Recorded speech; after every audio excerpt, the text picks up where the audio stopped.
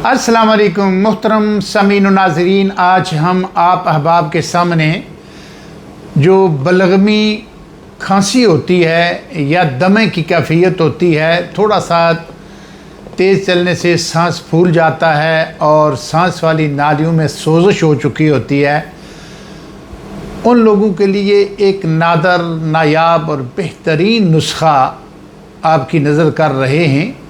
बिलखसूस पहाड़ी इलाकों में रहने वाले जो अहबाब बरसात के मौसम में खांसी से बहुत ज़्यादा परेशान हो जाते हैं और मुसलसल इनहेलर या एलोपैथिक मेडिसिन का सहारा लेना पड़ता है, उनके लिए बेहतरीन नादर तोहफ़ा है ये।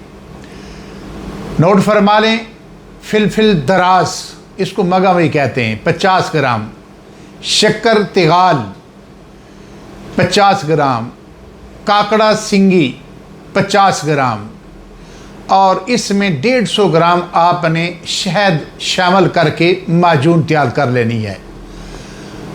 अक्सर अहबाब को शहद खालस नहीं मिलता, तो उसके बदल आप अहबाब किसी भी अच्छी कंपनी का बना हुआ शरबत बनफशा 150 ग्राम शामिल करके ये माजून तैयार कर सकते हैं। 1 चम्मच सुबह शाम खाली पेट सादा पानी के साथ या नीम गर्म पानी के साथ खाने से फेफड़ों पर जमी हुई तमाम बलगम बाहर निकल जाती है और सांस आसानी के साथ आता है।